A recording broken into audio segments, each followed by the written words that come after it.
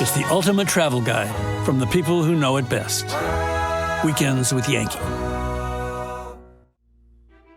Next, we move east into Rhode Island, to the town of East Greenwich, where Jim Hamann works out of a century-old mill building as one of the few remaining North American makers of high-end copper cookware. Hamann and his small team forge their creations by hand, and he gives us a soup-to-nuts tour of the exacting labor and artistry that goes into everything his shop makes.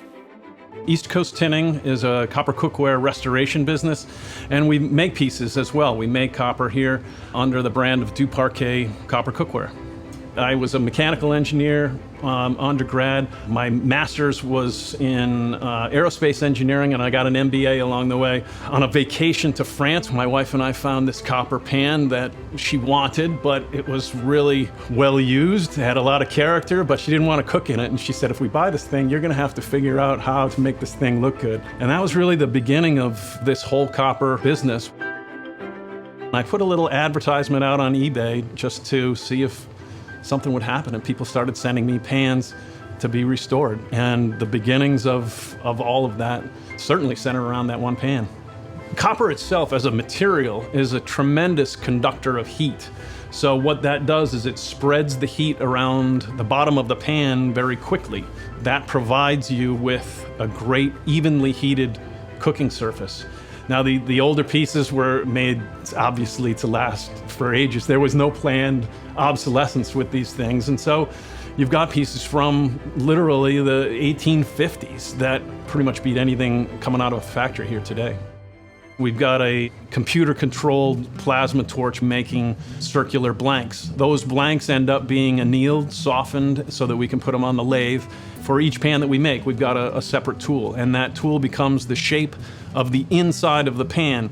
And our job is to work that copper blank over the top of that tool. From there, we're cutting down the pan a little bit to height, and at that point, it's pretty much looking like a copper pan. From there, we end up sanding the exterior. We'll drill the handle and the pan at the same time, holding everything together with a couple of bolts. And then it goes to riveting, and we're just riveting on an anvil using great, big, thick copper rivets, and we'll either silver line or tin line the piece from there. The tin lining goes right to the forge, and we heat it up to about 600 degrees. The tin will melt. That tin gets manipulated by hand, and at that point, it's ready to be polished and finished off. So the heat of the tinning has changed the exterior colors of the copper. It'll turn yellow and pink and a little blue-gray, and that final polish takes all of that tarnish away, and we're left with a beautiful pan. Last little tidbit, stamping our logo on the exterior.